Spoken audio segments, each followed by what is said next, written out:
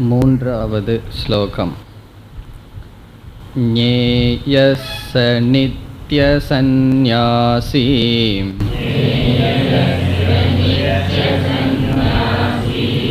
யோ ந த்வேஷ்டி ந காங்க்ஷதி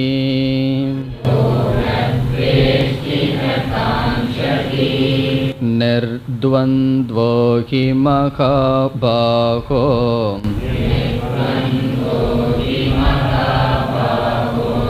சுகம் பந்தாத் பிரமுச்யதே.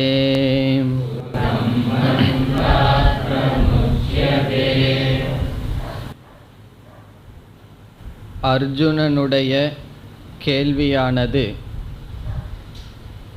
கர்மயோகம் சிறந்ததா சந்நியாசம் சிறந்ததா என்பது. அதை நாம் விசாரம் செய்து முடிவு செய்தோம். இங்கு அர்ஜுனன் கேட்கின்ற சந்நியாசம் என்பது ஞானத்தை அடைந்ததற்கு பிறகு எடுத்துக்கொள்கின்ற சந்நியாசம் அல்ல. அதே சமயத்தில் தீவிரமான வைராகியத்துடன் எடுத்துக்கொள்கின்ற சந்நியாசமும் அல்ல. வைராகியம் இருக்கின்றது, அது மந்தமாக இருக்கின்றது. ஞானத்திற்காக அவன் சந்நியாசம் எடுக்கின்றான், அது விவிதிஷா சந்நியாசம். அந்த சந்நியாசத்திற்கும் கர்மயோகத்திற்கும் எது உகந்தது உயர்ந்தது என்ற வேறுபாட்டை அர்ஜுனன் கேட்டான். அதற்கு பகவான் பதில் சொன்னார், சந்நியாசத்தை காட்டிலும் கர்மயோகம் உயர்ந்தது, சிறந்தது, உகந்தது என்று பதில் சொன்னார். இந்த பதிலை சென்ற வகுப்பில் விசாரம் செய்தோம். ஏன் பகவான் சந்நியாசத்தை காட்டிலும் கர்மயோகத்தை உகந்ததாக கூறுகிறார்? பல பதில் பார்த்தோம். அதில் முக்கியமான கருத்து என்னவென்றால், ஒருவன் மன தூய்மை அடையாமல் சந்நியாசத்திற்கு வந்துவிட்டால் அவன் மன தூய்மை அடையும் வாய்ப்பை இழந்து விடுகின்றான். வெளியே சந்நியாசத்துடனும் அவனுக்குள் பொருள் மீது பற்றுடன் இருந்து மித்யாச்சாரன் என்ற நிலையை அடைந்து விடுவான். ஆகவே கர்மயோகம் சிறந்தது என்று பார்த்தோம்.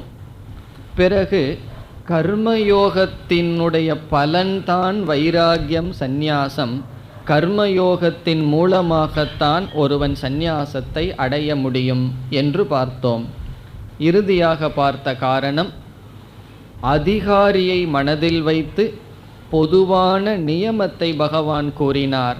எல்லோரும் முறையாக செல்வதுதான் உகந்தது என்றும், அர்ஜுனனுக்கும் அதிகமான மக்களுக்கும் கர்மயோகம்தான் சிறந்தது என்று கூறினார்.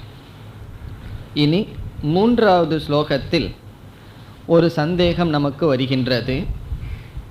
பொதுவாக கர்மம் பந்தத்தை கொடுக்கின்றது என்பது சாஸ்திரத்தில் பிரசித்தம்.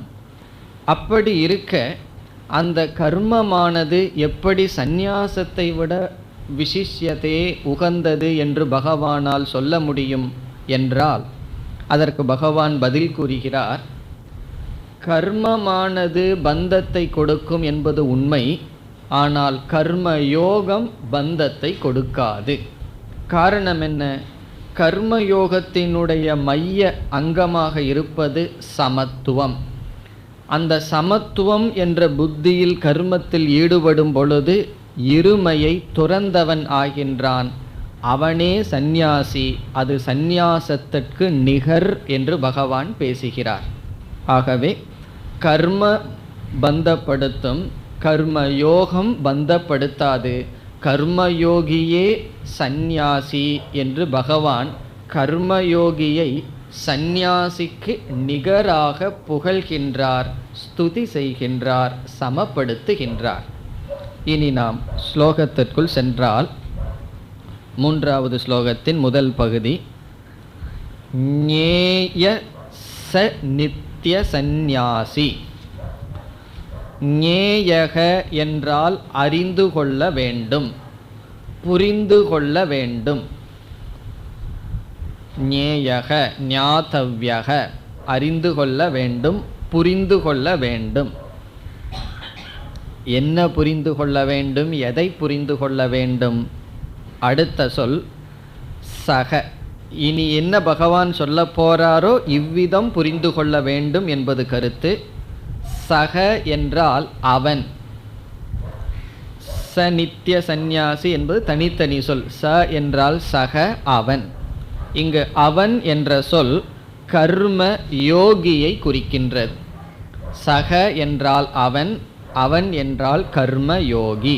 சக கர்மயோகி. அந்த கர்மயோகி யார் என்றால் நித்திய சந்நியாசி.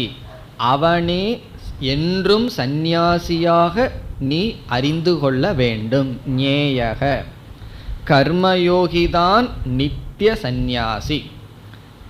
இங்கு நித்தியம் என்றால் எப்பொழுதும், அல்லது அவனேதான் நித்தியமான சந்நியாசி. எப்படி பகவான் கர்மத்திற்குள் இருந்து கர்ம யோகத்திற்குள் இருந்து கொண்டு இருப்பவனை சந்நியாசி என்று புகழ முடியும் என்றால் அதற்கு பதில் சொல்கின்றார், இருமையை கடந்தவன் சந்நியாசி. ஒருவன் கர்மத்தை செய்யவில்லை, அதனால் கர்மத்தினுடைய விளைவுகள் அவனை தாக்குவதில்லை, அவன் சந்நியாசி. கடமைகளை துறந்து விடுகின்றான், அதனால் அவனுக்கு சுகதுக்கம் வரவில்லை. கர்மயோகி சமத்துவ புத்தியுடன் கடமையை செய்கின்றான், அதனாலும் அந்த செயலிலிருந்து பாதிப்பு வருவதில்லை. ஆகவே இருவரும் சமம் என்று சொல்கின்றார் அடுத்த பகுதியில். இப்ப சக கர்மயோகி நித்திய சந்நியாசி, அவனே சந்நியாசி என்று தெரிந்துகொள். பிறகு சந்நியாசத்திற்கு லட்சணம் அல்லது கர்மயோகத்திற்கு இலக்கணம் கொடுக்கின்றார். யக ந துவேஷ்டி. யக என்றால் எவனொருவன், ந துவேஷ்டி வெறுப்பதில்லையோ, யார் வெறுப்பை அடைவதில்லையோ. யக ந காங்க்ஷதி யார் விருப்பை அடைவதில்லையோ. யார் வெறுப்பை அடைவதில்லையோ, யார் விருப்பை அடைவதில்லையோ அவன் யார்? இரண்டாவது வரியில் நிர்த்வந்த்வக இருமையிலிருந்து விடுபட்டவன். இருமை துவந்த்வக என்றால் இருமை, விருப்பு வெறுப்பு, சுகம் துக்கம், மானம் அபமானம், இப்படிப்பட்ட இருமை. நிர்த்வந்த்வக என்றால் இந்த இருமையிலிருந்து கடந்தவன், இந்த இருமையினுடைய பிடியிலிருந்து விடுபட்டவன் நிர்த்வந்த்வக. அவனை இருமையிலிருந்து விடுபட்டவனாக சொல்ல காரணம், முதல் வரியில் வெறுப்பு கொள்வதில்லை, விருப்பு கொள்வதில்லை. இனி அடுத்த கேள்வி, எதில் விருப்பு எதில் வெறுப்பு கொள்வதில்லை என்றால், அவனுடைய கடமையில் விருப்பு வெறுப்பு இல்லை, அவன் அனுபவிக்கின்ற பலனில் விருப்பு வெறுப்பு இல்லை. சில கடமைகளை செய்யறதுக்கு நமக்கு விருப்பமாக இருக்கும், சில கடமைகளை செய்வதற்கு வெறுப்பாக இருக்கும். சில பலனை அனுபவிக்கும் பொழுது விருப்பாக இருக்கும், சில பலன் நமக்கு வரும் பொழுது வெறுப்பாக இருக்கும்.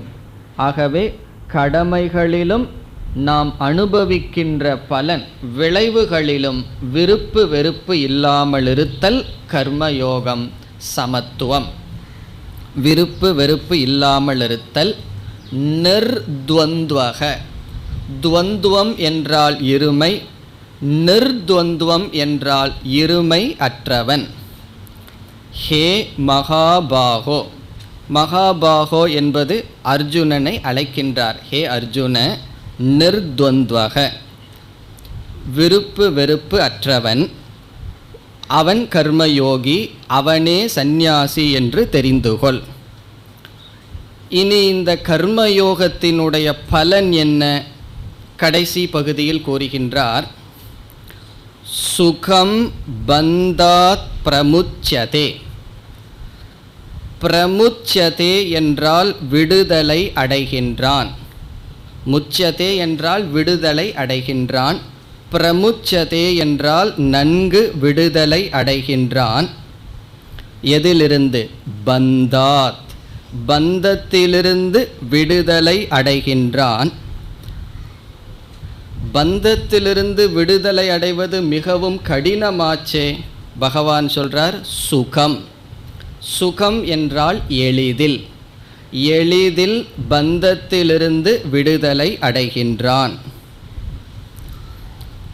யார்? சந்நியாசி.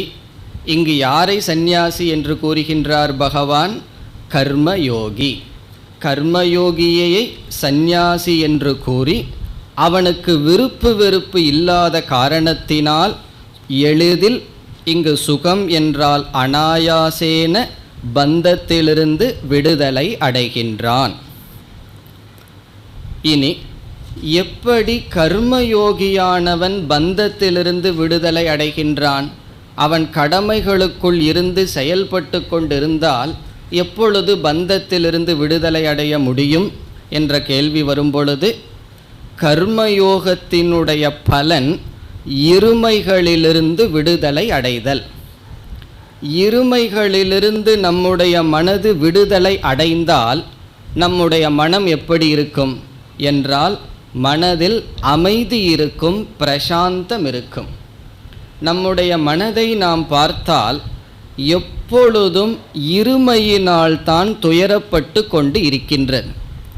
மானத்தினால் மனம் பாதிக்கப்படும், அபமானத்தினால் மனம் பாதிக்கப்படும். சுகம் அதிகமாக இருந்தாலும் மனம் அமைதியாக இருக்காது, துக்கம் அதிகமாக இருந்தாலும் மனம் அமைதியாக இருக்காது. அதே போல இருமைகளினால் பாதிக்கப்பட்ட மனதில் ஒருவனுக்கு இருமையிலிருந்து பாதிப்பு இல்லை என்றால் அவனுடைய மனம் எப்படி இருக்கும்? அமைதியாக தெளிவாக இருக்கும். இப்போ இருமையிலிருந்து விடுதலை அடைந்ததனுடைய பலன் மன பிரசாதம், மன பிரசாந்திகி, அமைதி. மனது அமைதியானால் அதனுடைய விளைவு என்னவென்றால், இப்பொழுது தண்ணீர் இருக்கின்றது, அது அமைதியாக இருந்தால் தண்ணீருக்குள் இருப்பது எப்படி தெரிகின்றதோ அதுபோல் மனம் அமைதியானால் இந்த உலகத்தில் இருக்கின்ற உண்மை நமக்கு புலப்படும். விவேக சக்தியானது வெளிப்படும். எது உண்மை எது பொய் என்ற அறிவு அப்பொழுதுதான் தோன்றும். எதுவரைக்கும் உலகத்தில் இருக்கின்ற நிகழ்ச்சிகள் நம்முடைய மனதை பாதித்து கொண்டிருக்கின்றதோ அதுவரை உண்மையை பற்றி சிந்திக்கவே மாட்டோம். நம்ம வாழ்க்கையில் லட்சியம் என்ன, எதை அடையணும், எங்கு செல்லணும், இந்த எண்ணமே நமக்கு வராது. காரணம் என்ன? இந்த உலக நிகழ்ச்சிகளிலேயே மனம் மூழ்கி இருக்கின்றது. எப்பொழுது இந்த உலகத்தினால் மனம் பாதிக்கப்படவில்லையோ அப்பொழுது மனம் தத்துவ விசாரத்திற்கு தகுதியடையும். பிறகு நாம் படித்த நித்யா நித்திய வஸ்து விவேகம் ஏற்படும், வைராகியம் ஏற்படும், பிறகு ஞான யோகம், பிறகு மோக்ஷம் என்ற மோக்ஷம் என்ற படிக்கு இந்த கர்மயோகம் முதல் படியாக இருக்கின்ற காரணத்தினால் இங்கு பகவான் கடைசி வருகின்ற பலனை ஆரம்பத்திலேயே கூறுகின்றார்.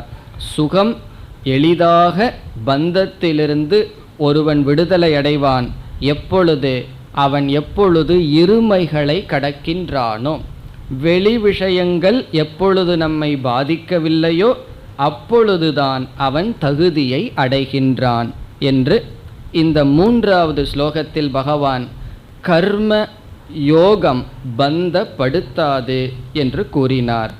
இனி நாம் அடுத்த ஸ்லோகத்திற்கு செல்லலாம். சாங்கிய யோகோ ப்ருதக் பாலாஹ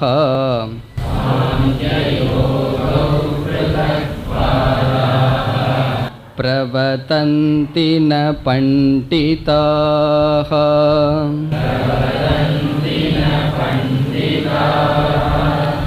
ஏகமப்யாஸ்தித சம்யக்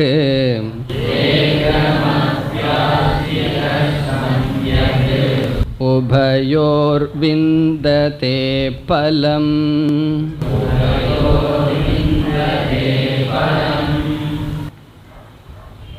நான்கு ஐந்து இந்த இரண்டு ஸ்லோகத்தில் பகவான் கூறுகின்ற கருத்தினுடைய சாரம் என்னவென்றால், இங்கு பேசப்படுகின்ற கர்மயோகத்திற்கும் சந்நியாசத்திற்கும் ஒரே பலன், ஏக பலம் என்பது கருத்து. சந்நியாச கர்மயோகயோகோ ஏக பலகத்துவம். சந்நியாசத்திற்கும் கர்மயோகத்திற்கும் ஒரே பலன் என்பதுதான் இதனுடைய சாரம். இப்பொழுது சந்நியாசம் என்பதை ஒரு விதமான வாழ்க்கை முறை என்று பார்த்தோம். பிரம்மச்சரிய, கிரகஸ்த, வானப்பிரஸ்த என்ற வாழ்க்கை முறையை தாண்டி நான்காவது ஆசிரமமான வாழ்க்கை முறை. கர்மயோக என்றால் குறிப்பாக இல்லற வாழ்க்கை, கடமைகளுக்குள் இருந்து நாம் செயல்பட்டு கொண்டு இருத்தல். இதில் கர்மயோகம் என்பது ஒரு விதமான சாதனை, சந்நியாசம் என்பது இரண்டு விதமான வேறு விதமான இரண்டாவது விதமான சாதனை.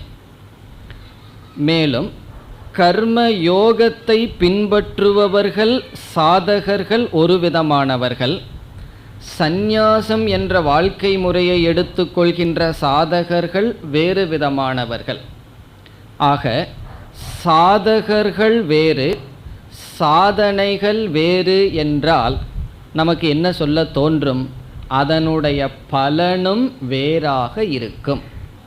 ஒரு விதமான சாதகர்கள் ஒரு விதமான சாதனையை எடுத்துக்கொள்கிறார்கள், இனி ஒரு விதமான சாதகர்கள் இனியொரு விதமான சாதனையை எடுத்துக்கொண்டு வாழும் பொழுது அவர்கள் அடையும் பலன் கண்டிப்பாக வேறாகத்தான் இருக்க வேண்டும் என்ற சந்தேகம் வரும் பொழுது பகவான் இங்கு சொல்கிறார், இந்த விஷயத்தில் அப்படி இல்லை என்று கூறுகிறார்.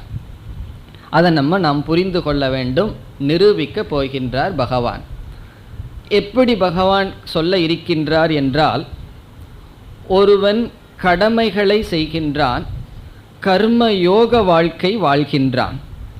அதனுடைய பலன் மன தூய்மை, சித்த சுத்தி என்ற பலனை அடைந்து, அந்த சித்த சுத்தியினுடைய பலன் என்னவென்றால் ஞான யோகத்திற்கு வருகின்றான்.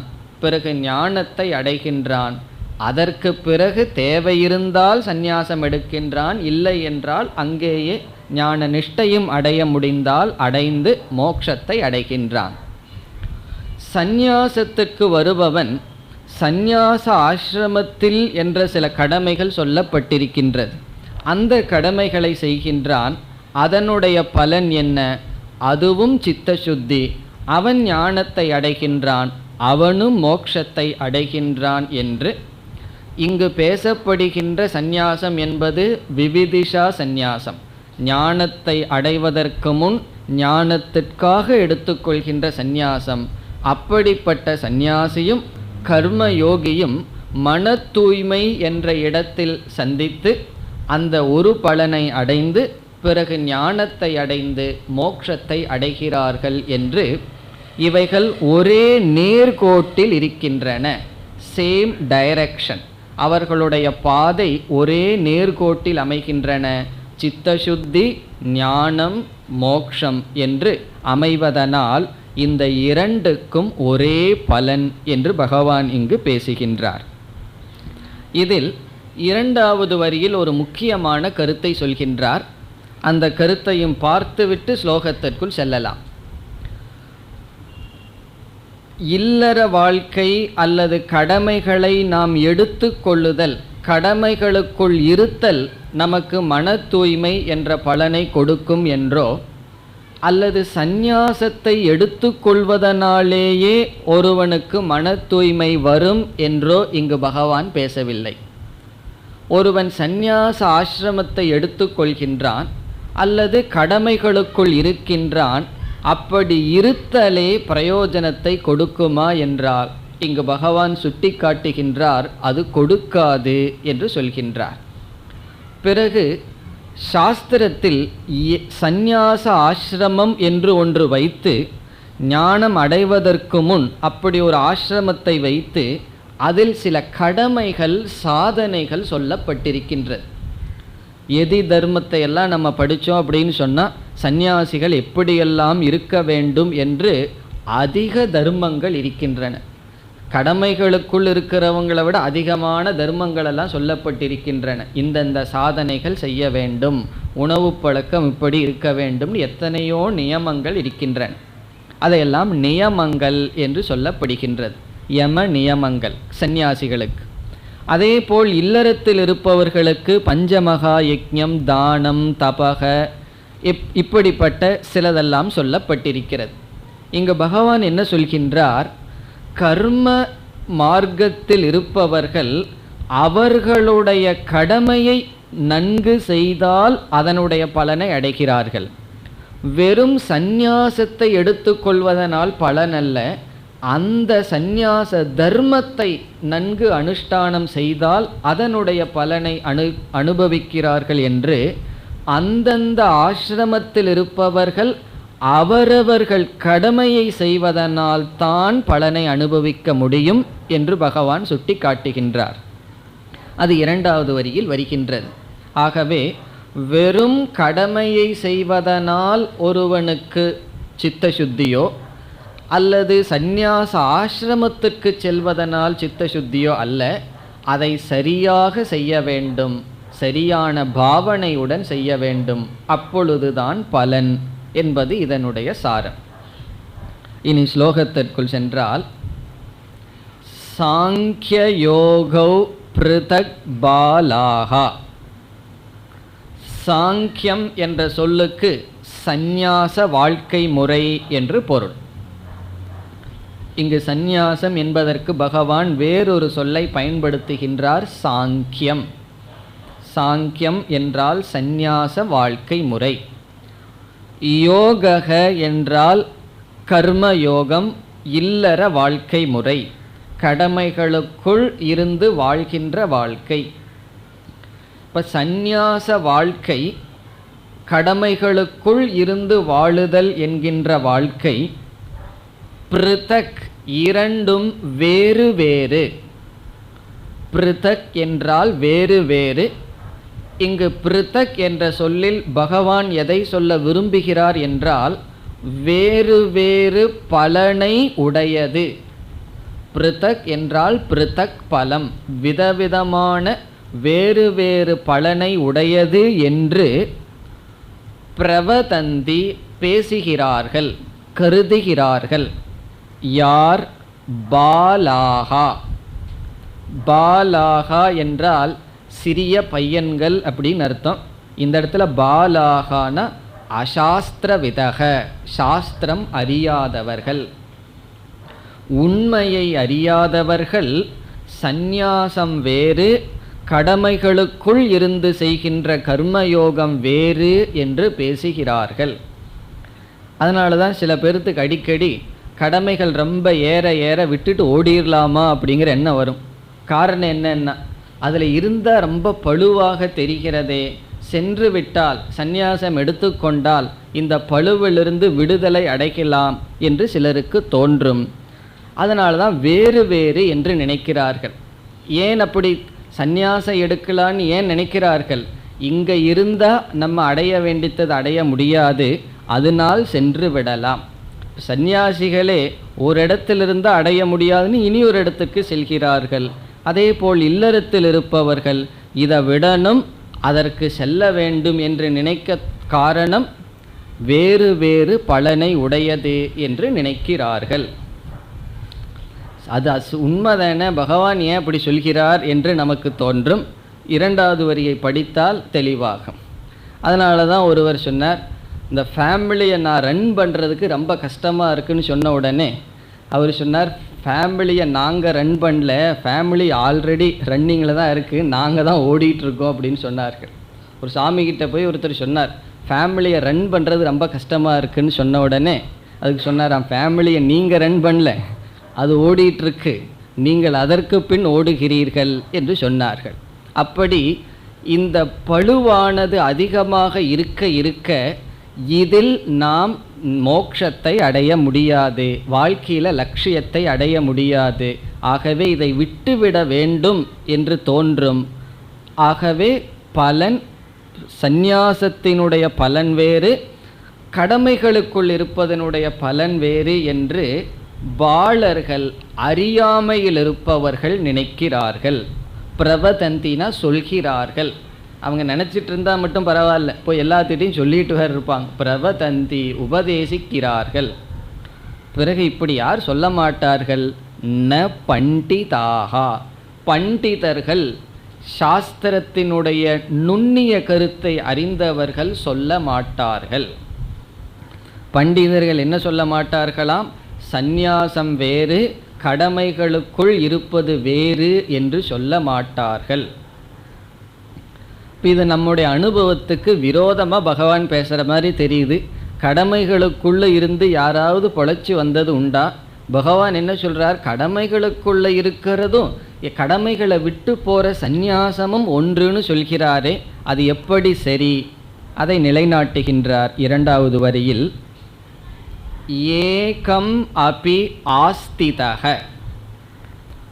ஏகம் அபி என்றால் இந்த இரண்டு விதமான வாழ்க்கை முறையில் ஏதோ ஒன்றை, கடமைகளுக்குள் இருத்தல், கடமைகளை விட்டு இருத்தல் என்கின்ற இரண்டுக்குள் ஒன்றை, சம்யக் ஆஸ்திதக, சரியாக ஏதோ ஒன்றை செய்தால். சம்யக் என்றால் சரியாக, ஆஸ்திதக என்றால் அனுஷ்டானம் செய்தால். இந்த இரண்டில் ஏதோ ஒன்றை ஒழுங்காக செய்தால் என்ன பலனா? உபயோகோ பலம் விந்ததே, இரண்டினுடைய பலனையும் அடைகின்றான். சந்நியாசத்தினால என்ன பலனோ அல்லது கர்மயோகத்தினால என்ன பலனோ, இரண்டையும் உபயோகோ பலம் விந்ததே அடைகின்றான். இதிலிருந்து பகவான் என்ன சொல்ல விரும்புகிறார் நமக்கு என்றால், நம்ம கடமைகளுக்குள் இல்லறத்தில் இருந்து அது நமக்கு பழுவாக தெரிந்து இல்லறத்தில் இருப்பதே நமக்கு அதிக கஷ்டத்தை கொடுத்ததுன்னு வச்சுக்குவோமே. நம்ம ஃபேமிலி லைஃப்பில் இருந்து அந்த வாழ்க்கை அதிக பந்தத்தையும் அதிக ராகத்வேஷத்தையும் அதிகமான கஷ்டத்தையும் நமக்கு கொடுத்திருந்தால் என்ன புரிந்து கொள்ள வேண்டும்னா, சம்யக் ந ஆஸ்திதக, நம்முடைய கடமையை, இல்லற வாழ்க்கையை ஒழுங்காக செய்யவில்லை என்பது அது குறிக்கின்றது. நம்முடைய இல்லற வாழ்க்கையில் இருந்துட்டு ஒழுங்கா நிர்த்வந்துவம் சமமாக தர்மப்படி வாழ்ந்திருந்தால் கண்டிப்பாக அந்த வாழ்க்கை நமக்கு பாரமாக தெரியாது. இப்போ உதாரணமாக ஒருவன் சந்நியாச வாழ்க்கைக்கு செல்கின்றான். சந்நியாசியாக இருக்கும் பொழுது அவனுக்கு அந்த சந்நியாசியாக இருக்கிறது ரொம்ப பாரமாக தெரிஞ்சுதுன்னு வச்சுக்குவோமே. அது எதை குறிக்கின்றது? ஏன் சந்நியாசம் எடுத்துட்டோம், தெரியாமல் எடுத்துட்டேன், தப்பாக போச்சு, கொஞ்சம் யோசிச்சிருந்தேன்னா எடுக்க மாட்டேன், அப்படி நினைத்தால் இது எதை குறிக்கின்றது? அதே தான் கிரகஸ்தாசிரமத்திலையும். ஏன் இங்கே மாட்டிகிட்டு இருக்கேன், ஏன் இந்த கடமையை எடுத்து போட்டேன் அப்படின்னு ஒருவன் நினைத்தால் அது என்னன்னு சொன்னால், நாம் சரியாக அதை பார்க்கவில்லை, மனதில் இருக்கின்ற ராகத்வேஷங்கள் அதிகமாக இருக்கின்றது என்று பொருள். ஆனால் ஒரு சந்நியாசி, நான் எடுத்துக்கொண்ட ஆசிரம தர்மத்தில் மகிழ்ச்சி அடைகின்றேன், இதை செய்வதிலேயே எனக்கு திருப்தி இருக்கின்றது என்று செய்தால், அதே போல ஒரு இல்லறத்தில் இருப்பவனுக்கு விதவிதமான கடமைகள் இருக்கின்றன. அந்த கடமைகளை அவன் ஒழுங்காக செய்தால் அதனுடைய பலன் என்ன? அந்த கடமைகளிலிருந்து அவன் விடுதலை அடைவான். விடுதலை அடைவான்னா, விடுதலை அடைய அவனுக்கு மனோ தைரியம் வரும், மனப்பக்குவம் வரும். இல்லை அப்படின்னு சொன்னால் நம்ம விடுதலை அடைய மாட்டோம். ஏற்கனவே பார்த்துருக்கோம், புத்தியினுடைய லட்சணம் என்ன? விடுதல்.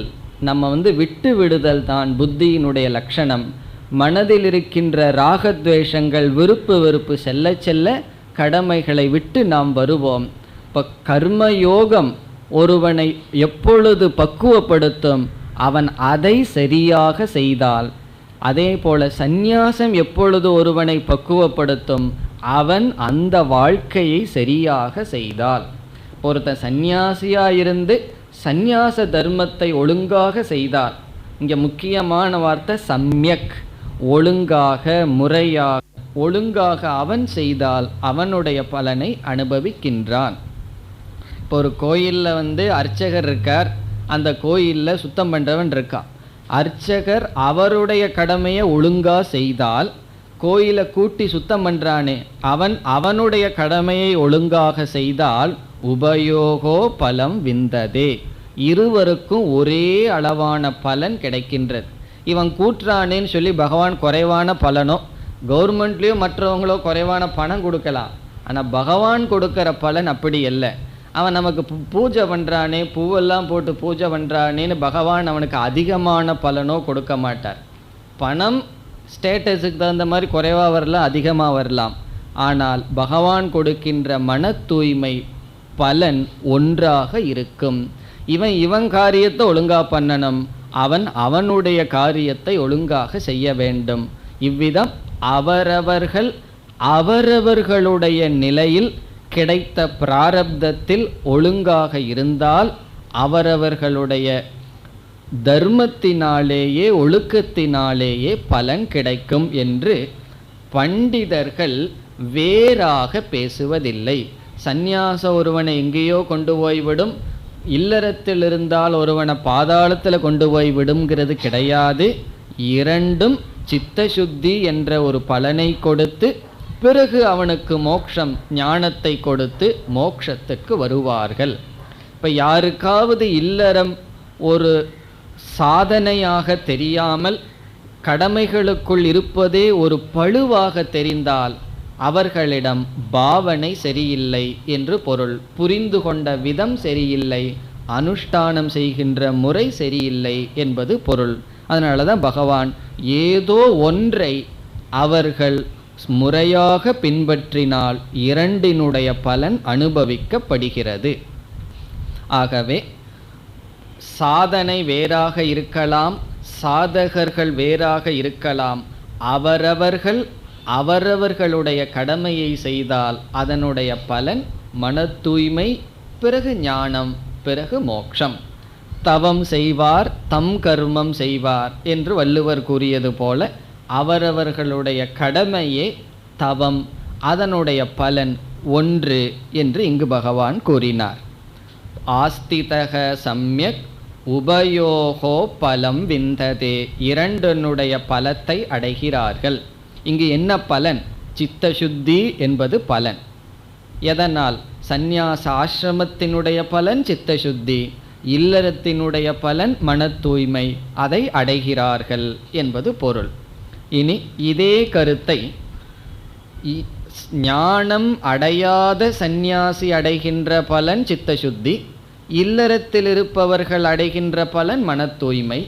இனி ஞானம் அடைந்த சந்நியாசியினுடைய பலனும் இந்த கர்மயோகியும் மோக்ஷம் என்ற பலனுக்கு வருகிறார்கள் என்று, மோக்ஷம் என்ற பலனில் ஐக்கியம் இருக்கின்றது என்று இதே கருத்தை 5வது ஸ்லோகத்தில் பகவான் கூறுகின்றார். யத் சாங்க்யை ப்ராப்யதே ஸ்தானம்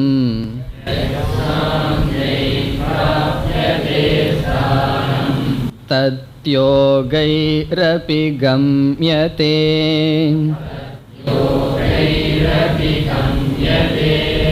ஏகம் சாங்க்யம் ச யோகம் ச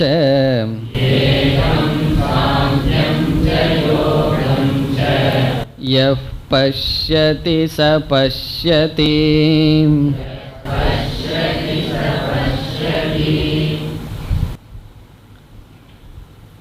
சென்ற ஸ்லோகத்தினுடைய கருத்தேதான் சாதனை வேறு சாதகர்கள் வேறு பலம் ஒன்று. அதுதான் இந்த 2 ஸ்லோகத்தினுடைய சாரம். ஸ்லோகத்திற்குள் சென்றால், எது சாங்க்யைஹி பிராப்யதே ஸ்தானம். இங்கு சாங்க்யைஹி என்பதற்கு 2 பொருள். ஒரு பொருள் சந்நியாச ஆசிரமத்தில் வாழ்பவர்கள், சந்நியாச ஆசிரமத்தில் வாழ்பவர்கள் எது ஸ்தானம், ஸ்தானம் என்றால் மோக்ஷம், எந்த மோக்ஷத்தை பிராப்பியதே அடைகிறார்களோ, சந்நியாச ஆசிரமத்திலிருந்து முடிவான என்ன மோக்ஷத்தை அடைகிறார்களோ என்பது ஒரு பொருள். இரண்டாவது பொருளை பிறகு பார்க்கலாம். தது யோகைஹி அபி கம்யதே, அதே ஸ்தானம் கர்மயோகிகளாலும் அடையப்படுகிறது. தது ஸ்தானம், அதே ஸ்தானம். ஸ்தானம்னா இந்த இடத்துல மோக்ஷம். மோக்ஷம்னா மறந்து விடலையே, மோக்ஷம்னா என்ன? மன நிறைவு, வாழ்க்கையினுடைய லட்சியம். ஆத்மன்யே வாத்மனா துஷ்டக, மன நிறைவு என்கின்ற மோக்ஷத்தை அடைகிறார்கள். யோகைஹி என்றால் யோகிபிகி, அந்த யோகிகளால், யோகி என்றால் கர்ம யோகிகளாலும் கம்யதே அடையப்படுகிறது. இப்போ எந்த மோக்ஷமானது ஞானம் வேண்டி சந்நியாசத்திற்கு வந்தவர்களால் அடையப்படுகிறதோ, அதே மோக்ஷமானது கர்மயோகத்தினாலும் அடையப்படுகிறது. அதனால நான் இவ்வளவு வருஷம் வீட்டிலேயே இருந்து வாழ்க்கையை வேஸ்ட் பண்ணிட்டேன்னு சொல்லக்கூடாது. அப்படி சொல்லி சில பேர் வேஸ்ட் பண்ணிட்டு இருப்பார்கள். அப்படி சொல்கிறது தான் வேஸ்ட்டே தவிர எதுவுமே வேஸ்ட்டு கிடையாது. அது எப்போ வேஸ்ட்டுன்னு தெரியுமோ, அதை நம்ம சரியாக பயன்படுத்தாத பொழுது. சரியாக பயன்படுத்தினா எதுவுமே பயனற்றது அல்ல. ஆகவே கர்மயோகத்திற்குள் இருந்து ஒருவன் என்ன மோட்சத்தை இறுதியாக அடைகிறானோ அதுதான் சந்நியாசியும் அடைகின்றான். இப்போ சந்நியாசியாக இருப்பவன் அடைவதும் இல்லறத்தில் இருப்பவர்கள் அடைவதும் ஒன்று என்பது ஒரு கருத்து. இது ஏற்கனவே சொன்ன கருத்து தான். ஏன் பகவான் இப்படி சொல்கிறார் என்றால், முழுமையான அல்லது முடிவான பலன் மோக்ஷம். அந்த மோக்ஷத்துக்கு முன்னாடி இருவதும் சமமாக அடைவது மன தூய்மை, வேதாந்தத்தில் விருப்பம், வேதாந்தத்தை தெரிஞ்சுக்கணுங்கிற ஒரு ஆர்வம், இவைகளெல்லாம் பலன். அதிலேயே இருவரும் ஒன்றாகி விடுகிறார்கள். இப்போ சந்நியாசியாக இருப்பவர்கள் சந்நியாச ஆசிரமத்தில் கடமையை செஞ்சால் என்ன வரும்னா, சாஸ்திரம் படிக்கணும், சாஸ்திரத்தில் சொல்கிற கருத்தை தெரிஞ்சுக்கணும், ஈஸ்வர ஞானத்தை அடையணுங்கிற ஞானம், ஒரு விருப்பம், முமுட்சுத்துவம். பிறகு கிரகஸ்தாசிரமத்தில் இருந்தால் என்ன பிரயோஜனம்னா அதே பிரயோஜனம்.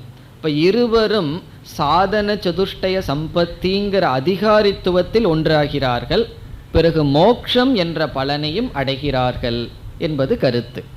சென்ற ஸ்லோகத்தில் அதிகாரித்துவம் என்கின்ற சித்த சுத்தியை முக்கியமாக பேசினார்.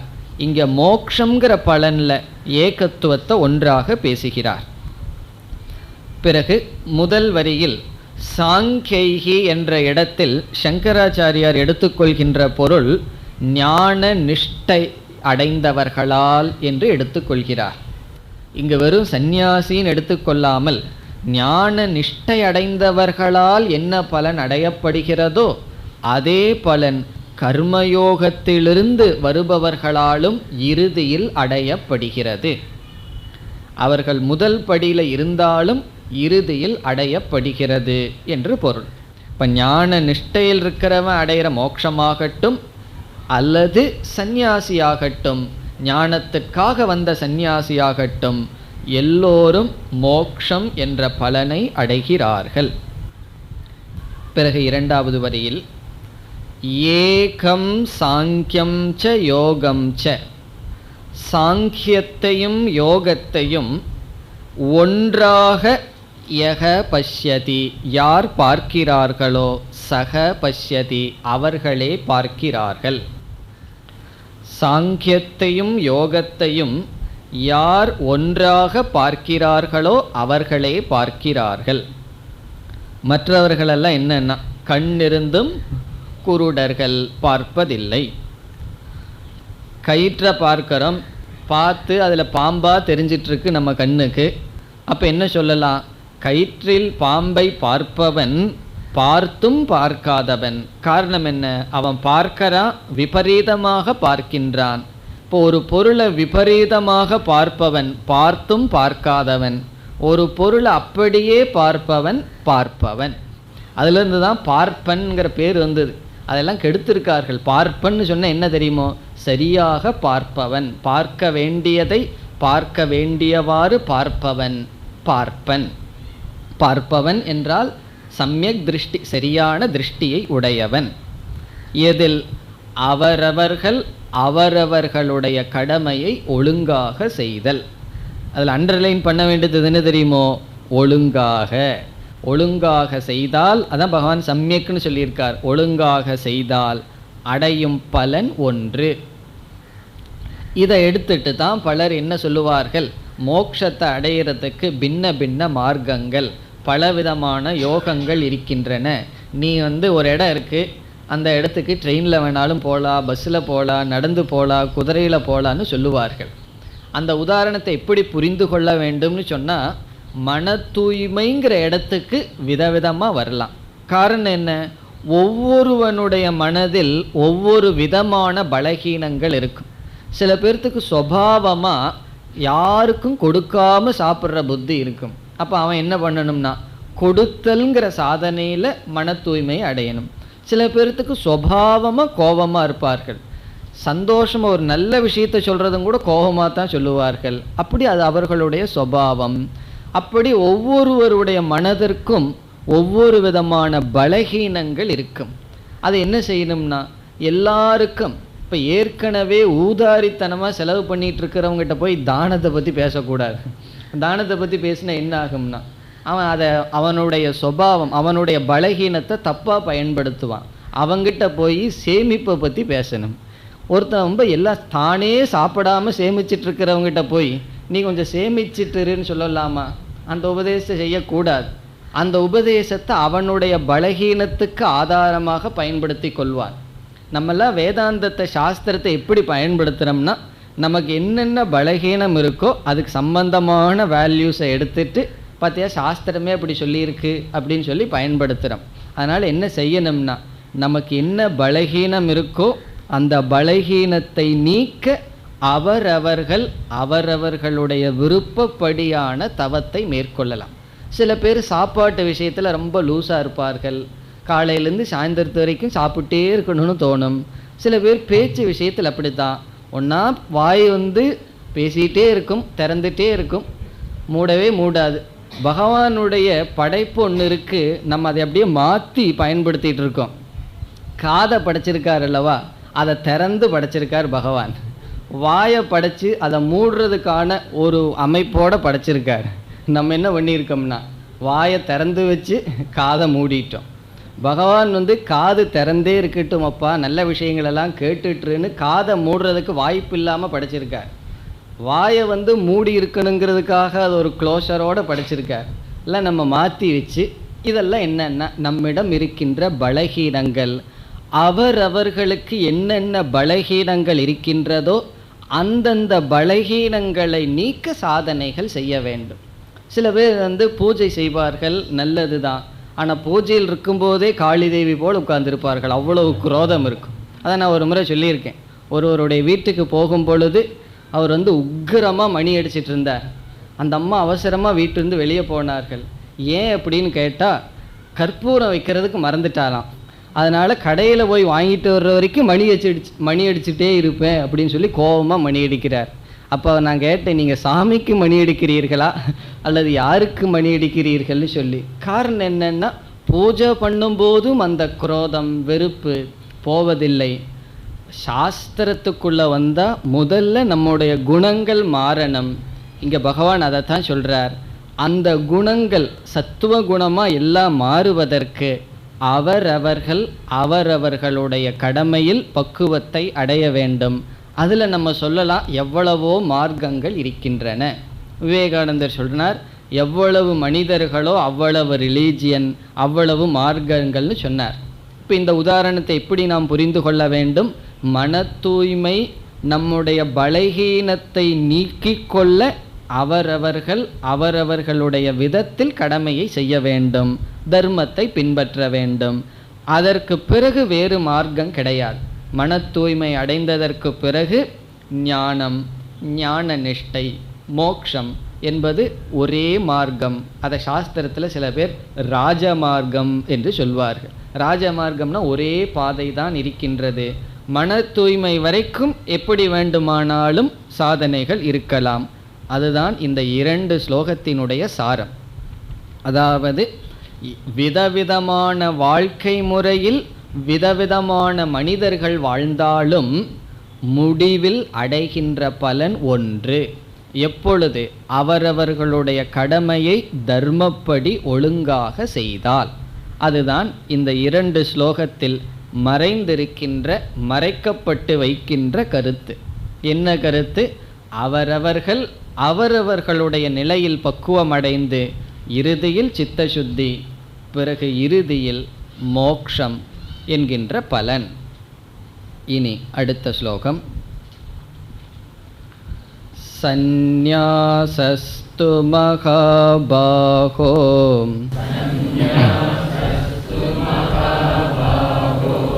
துக்கமாப்துமயோகதஹ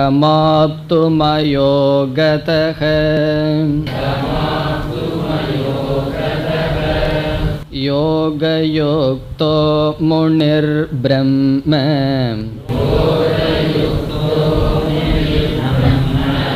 நசிரேணாதிகச்சதி.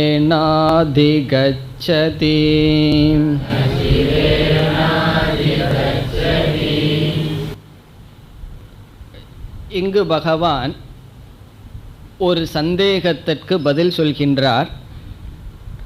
சந்தேகம் என்னவென்றால், சாஸ்திரப்படி சந்நியாசம் என்பது உயர்ந்த ஆசிரமமாக சொல்லப்பட்டிருக்கிறது. சந்நியாசத்தை அடைவது அவ்வளவு சுலபம் அல்ல. இது எல்லோருக்கும் தெரிந்த விஷயம்தான். இதை பகவான் முதல் வரியில் தெளிவாக சொல்கிறார்.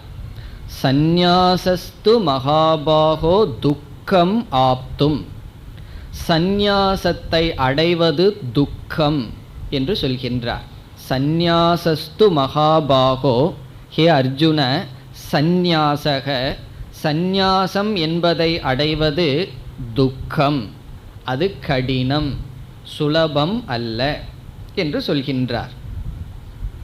இது சாஸ்திரத்தில் சொல்லப்பட்டுள்ள கருத்துதான், அனுபவத்திலும் உண்மைதான். சந்நியாசம் என்பதை அடைவது அவ்வளவு சுலபம் அல்ல. அதாவது ஒரு சந்நியாசம்னா என்ன? கடமைகள் இல்லாமல் இருத்தல். கடமைகள் இல்லாமல் இருத்தல்னு சொன்னால் நம்மகிட்ட என்ன இருக்கும்னா காலம் நம்மிடம் இருக்கும். காலத்தை போல பழுவானது எதுவும் கிடையாது. நம்ம எது பழுன்னு சொன்னால் ஏதாவது சொல்லுவோம், இரும்பு குண்டு தான் ரொம்ப பழுவாக இருக்கும்னு சொல்லுவோம். அல்லது இந்த கடமைகளெல்லாம் எனக்கு பழுவாக இருக்கின்றது என்று சொல்வோம். எல்லா பொருளை விட பழுவாக இருப்பது என்னன்னா காலம், டைம். அந்த டைம் தான் பெரிய பேர்டன். அதனால தான் ரிட்டையர்ட் ஆனதுக்கு பிறகு ஏன் வயசானவங்க அவ்வளோ கஷ்டப்பட்டு துடிக்கிறார்கள் என்றால், அவ்வளவு நேரம் காலையிலிருந்து சாயந்தரத்து வரைக்கும் காலத்தை பயன்படுத்துறதுக்கு வாய்ப்பு கிடைச்சிது. இப்போ முழு காலத்தை உன் கையில் கொடுத்து, இனிமேல் நீ உன் காலத்தை உங்ககிட்டயே வச்சுட்டு இருன்னு கொடுத்து விட்டார்கள். அந்த காலத்தை அவர்களால் கழிக்க முடியவில்லை. அதனால தான் இந்த உலகத்தில் இருக்கின்ற அனைத்து ஆர்ட், மியூசிக், டான்ஸ் எல்லாமே என்னன்னா எதுக்கு படைக்கப்பட்டிருக்கின்றது? காலத்தை கழிப்பதற்காக. காரணம் என்ன? காலத்தை நம்மால் தாங்க முடியவில்லை. சந்தேகம் இருந்தால் ஒரு நாள், ஒரே ஒரு நாள் ரூமை பூட்டிட்டு எதுவும் எழுதக்கூடாது, பேசக்கூடாது, டிவி பார்க்கக்கூடாது, தூங்கவும் கூடாது. எல்லாம் பண்ணிட்டு தூங்கிடுவனேன்னு சொல்லக்கூடாது, தூங்கவும் கூடாது, பேசாமல் இருக்கணும். அப்படி இருந்து பாருங்கள். வெளியே வந்தீங்கன்னா எனக்கு ஒரு 30 வயசு ஆனது போல் தெரியுதுன்னு சொல்லி, 30 வயசு அதிகமாக ஆனது போல் ஆச்சுன்னு நமக்கு தோணும். காரணம் என்னன்னு சொன்னால், காலம் மிக மிக பழுவானது. சந்நியாசம்னா என்னன்னா எல்லா காலமும் காலையிலிருந்து சாயந்தரத்து வரைக்கும், பிறகு நைட்டுந்தான், எல்லா நேரமும் தனியாக நம்மிடம் கொடுக்கப்படுகிறது. அந்த சந்நியாசம் என்பது பகவான் சொல்றார் துக்கம், கடினம், அவ்வளவு சுலபம் அல்ல. அதாவது காலம்னு என்ன, சந்நியாசம்னு என்ன? ஏகாக்கி, தனிமையாக இருத்தல், விவகாரம் இல்லாமல் இருத்தல், மக்களை துறந்திருத்தல், பொருள்களை துறந்திருத்தல் மிக மிக கடினம். சில பேர் சொல்லுவார்கள், உங்களுக்கு என்ன கடினம்னு சொல்கிறீர்கள், தனியாக இருந்துட்டால் சந்தோஷம்தானே, மக்களுக்குள்ளே இருந்தால் தானே விருப்பு வெறுப்பெல்லாம் வரும், துக்கமெல்லாம் வரும், தனியாக இருக்கிறதுல என்ன கஷ்டம்னு சொல்லுவார்கள். சில பேர் சொல்லுவார்கள் சன்னியாசிகளுக்கு ஒரு கவலையும் கிடையாது. ஒரு கவலையும் இல்லை, அதுதான் பெரிய கவலை. ஒரு கவலையும் கிடையாது, எங்களுக்கு இவ்வளோ கஷ்டமான சூழ்நிலைகள் இருக்குது, அதனால் நாங்கள் தான் உயர்ந்தது, இல்லறந்தான் உயர்ந்ததுன்னு சொல்லி சில பேர் சொல்லுவார்கள். அதுவும் ஒரு அம்மா சொன்னார்கள், எங்கள் வீட்டுக்கு வர்ற சர்வெண்ட் மெய்டு உங்கள் ஆசிரமத்துக்கு அவள் வேலை செய்கிறத பார்க்கணும், உங்களுக்கு கோபம் வராமல் இருக்கணும், அப்பொழுது தான் நீங்கள் சன்னியாசின்னு நான் ஒத்துக்குவேன் அப்படின்னு சொன்னார்கள்.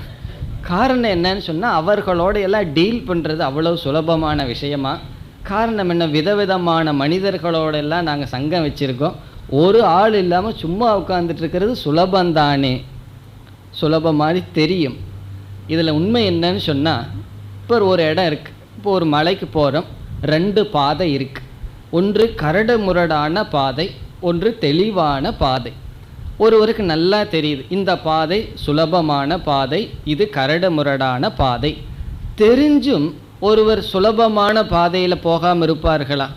யாராவது கரடு முரடான பாதைக்கு போவார்களா என்றால், இது தனிமையில் இருப்பது சந்நியாசம் சுலபம்னு வாய் சொல்லுதே தவிர அதில் உண்மை தெரியல. ஏன்னா சன்னியாசியை இருந்து பார்க்கலையே, அது உண்மை தெரியவில்லை. அப்படி தெரிந்தால் ஏன் அதில் செல்வதில்லை? காரணம் அது கடினம். அதுக்கு ஒரு சிறிய லாஜிக், ஒரு சின்ன கருத்து என்னன்னு சொன்னால், நம்ம மனசில் விருப்பு வெறுப்புக்கள் அப்படிங்கிறது நல்லா பதிஞ்சிருக்கு. இப்போ ஒரு சூழ்நிலையில் பல மனிதர்கள் சூழ்நிலை இருக்குது, அந்த சூழ்நிலை இருப்பதனால் நம்முடைய விருப்பு வெறுப்பை காட்டிக்கொள்ள வாய்ப்பு இருக்கின்றது. நம்ம வெறுக்கிறவங்க யாராவது இருக்கிறது நல்லது, அப்பொழுது தான் நம்ம மனசில் இருக்கிற வெறுப்பை வெளிப்படுத்துறதுக்கு ஒரு சந்தர்ப்பம் கிடைக்குது. இப்போ தனிமையில் போயிட்டோம்னு சொன்னால், விருப்பு வெறுப்பு உள்ளே இல்லாமல் இருந்தால் தான் சும்மா இருக்க முடியும். அப்படி இல்லைன்னு சொன்னால் வெறுப்பை காட்டுறதுக்கும் ஆள் இல்லை, விருப்பை காட்டுறதுக்கும் ஆள் இல்லை, என்ன செய்ய முடியும்? அதனால தான் சில சாதுக்களை பார்த்தோம்னா அவர்களுக்குள்ளேயே பேசி கொண்டு இருப்பார்கள். ஒரு சாது இருந்தார், அப்படி ஃபோன்கிட்ட பேசிகிட்டு இருப்பார், பேனாகிட்ட பேசுவார், புஸ்தகத்திட்ட பேசுவார், ஒரு ஜோக்கு மாதிரி அவர் பண்ணிகிட்டு இருந்தார். ஆனால் உண்மை என்ன, இன்னும் இருக்கார் அவர். அதனுடைய உண்மை என்ன தெரியுமோ, இது மனதினுடைய சஞ்சலம். மனதினுடைய சஞ்சலம் யாராவது வேணும் பேசுறதுக்கும் விவகாரத்திற்கும். இப்படி விவகாரம் இல்லாமல் முழுமையாக தனிமையிலிருந்து ஜபம் முதலிய சாதனைகளை செய்து மனதை அமைதிப்படுத்த வேண்டும் சொன்னால், உள்ள விருப்பு வெறுப்புக்கள் குறைவாக இருக்கணும், அல்லது ஓரளவாவது செட்டில் ஆகிருக்கணும், அல்லது உலகத்தில் வைராகியம் அதிகமாக இருந்திருக்க வேண்டும். அதனால் இங்கே பகவான் சொல்கிறார், சந்நியாசம் துக்கம். சந்நியாசம் என்பது கடினம், அவ்வளவு சுலபம் அல்ல. சரி, சந்நியாசம் கடினம் சுலபம் அல்ல உயர்ந்ததுன்னு சொன்னால், 5வது ஸ்லோகம் வரைக்கும் நீங்கள் என்ன பேசிகிட்டு இருந்தீர்கள்? பகவான் எதுக்கு சப்போர்ட் பண்ணார்? கர்ம சந்நியாசாத் கர்மயோகோ விசிஷ்யதே, கர்மயோகந்தான சிறந்ததுன்னு நீங்கள் பேசினீர்கள். சந்நியாசம் இவ்வளவு உயர்ந்தது, இவ்வளவு கடினம் என்று சொன்னால் பிறகு ஏன் கர்மயோகத்தை புகழ வேண்டும் என்ற கேள்வி வருகிறது. அதற்கு பதில் இங்கு பகவான் சொல்கின்றார். அதாவது இதற்கு முன் பகவானே என்ன பேசினார்?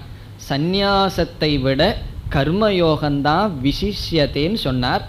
அதற்கு ஜஸ்டிஃபிகேஷன், அது ஏன் நான் சொன்னேன் என்று இங்கு பதில் சொல்கிறார். இப்போ பகவானுக்கே தெரியுது, நம்ம சந்நியாசத்தை ஒரு படி கீழே வச்சு தான் பேசிட்டோம், அர்ஜுனனுக்கு பதில் சொன்னோம். இப்போ அர்ஜுனனுடைய மனதில் தோன்றலாம், சந்நியாசத்தை பகவான் முக்கியத்துவம் கொடுக்காம பேசியிருக்காரே, பட் உபனிஷத்துலேயும் உண்மையும் அப்படி இல்லையே என்று தோன்றலாம். மகாநாராயண உபனிஷத்தில் ஒவ்வொரு சாதனைகளையும் வரிசையாக சொல்லிட்டு கடைசியில் ஞாச இதி பிரம்மா, பிரம்மாகி பரகன்னு சொல்லி கடைசியாக எல்லா சாதனையிலும் உத்தமான சாதனை என்ன என்றால் சந்நியாசம் என்று உபனிஷத் முடிக்கின்றது. அப்படி சாஸ்திரப்படி அனுபவப்படியும் உண்மைப்படியும் சந்நியாசங்கிறது ஒரு உயர்ந்த நிலையாக இருக்க பகவான் ஏன் கர்மயோகத்தை முக்கியமாக பேசினார்? அதற்கு பதில் சொல்றார். அந்த பதில் இரண்டாவது வரியில் வருகின்றது, முதல் வரியினுடைய கடைசியிலும் வருகின்றது. என்ன பதில் என்றால், நமக்கு தெரிஞ்சதை தான் பகவான் சொல்றார். சந்நியாசம் என்பது உயர்ந்தது தான், மேலானது தான். ஆனால் இந்த சந்நியாசம் கர்மயோகம் செய்யாதவனால் அடைய முடியாது என்பது பகவானுடைய கருத்து.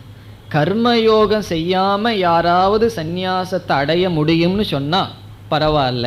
ஆனா கர்மயோகத்தின் மூலமாகத்தான் ஒருவன் சந்நியாசத்தை அடைய முடியும். ஆகவே கர்மயோகத்தை அவாய்ட் பண்ண முடியாது, தவிர்க்க முடியாது என்று அதனுடைய முக்கியத்துவம் பேசப்பட்டது. அப்படின்னா சில பேர் கர்மயோகமெல்லாம் பண்ணாமையே சிறிய வயதிலேயே சன்னியாசி ஆகிவிட்டார்களே. இப்போ சங்கராச்சாரியார் எடுத்துட்டோம்னா அவர் என்ன கர்மயோகம் பண்ணார்? சிறு வயதிலேயே சந்நியாசத்தை எடுத்துட்டார்னா சாஸ்திரம் சொல்கின்ற பதில், அவர் போன பிறவியிலேயாவது அவர் கர்மயோகத்தை செய்திருப்பார். எல்லாம் காஞ்ச கட்டை போல. என்னாச்சுன்னா அந்த நேரம் வந்தது, ஒரு பிறவி பூரா கர்மயோகம் பண்ணி போயிருப்பார், அடுத்த பிறவியில் தயாராக வர்றார். இது சம்பந்தமான கருத்தை நம்ம 6வது அத்தியாயத்தில் பார்க்க போகிறோம். யோக பிரஷ்டனாக இருந்து நம்ம எவ்வளவு சாதனை செய்தோமோ அதில் ஆயுள் காலம் இல்லாமல் இறந்துட்டோம்னா அடுத்த பிறவியில் அந்த பக்குவத்துடன் நாம் பிறக்கின்றோம். ஆகவே இந்த பிறவியிலேயோ எந்த பிறவியிலேயோ கர்மயோகம் மூலமாகத்தான் சந்நியாசம் என்ற மனநிலையை அடைய முடியும். அதாவது உலகம் நம்மைய சந்நியாசம் பண்ணுறதுக்கு முன்னாடி நம்ம உலகத்தை சந்நியாசம் பண்ணோம்னா இந்த உலகத்தில் வெற்றி அடைந்து விட்டோம். இல்லை அப்படின்னா உலகம் நம்ம சந்நியாசம் பண்ணிடும். ஒரு 65 வயசுக்கு மேலே கார் சம்பாரித்து வச்சுருந்தாலும் கூட வீட்டில் இருக்கிற குழந்தைகள் எல்லாம் அனுமதிக்க மாட்டாங்க. வயசாகிடுது, கார் ஓட்டக்கூடாது, டிவி முன்னாடி உட்காரக்கூடாதுன்னு அவர்கள் சந்நியாசத்தை கொடுப்பதற்கு முன் நம்ம சந்நியாசத்தை அடைந்தால் அது மோட்சம். அது எப்போ அடைய முடியும்னா இங்கே கர்மயோகத்தின் மூலமாகத்தான் அடைய முடியும் என்று சொல்கின்றார். இப்போ இந்த ஸ்லோகத்தினுடைய சாரம் என்ன? சந்நியாசம் உயர்ந்தது, அது மேலானது, அதை அடைய கர்மயோகம் அவசியம். கர்மயோகம் சொல்கிறீங்களே, மறந்துட்டனே கர்மயோகம்னா என்னன்னு சொன்னால், சுருக்கமாக சொன்னால் தார்மீக ஜீவனம், தர்மப்படி வாழ்கின்ற ஜீவனம் கர்மயோகம். அதனுடைய பலன் சந்நியாசம், அதனுடைய பலன் ஞானம், மோக்ஷம். ஆகவே ஒரே நேர்கோட்டில் இருக்கின்றன என்பது கருத்து. மேலும் அடுத்த வகுப்பில் சிந்திக்கலாம். ஓம் பூர்ணமத பூர்ணமிதம் பூர்ணாத் பூர்ணமுதச்யதே பூர்ணஸ்ய பூர்ணமாதாய பூர்ணமேவாவசிஷ்யதே. ஓம் சாந்தி சாந்தி சாந்தி.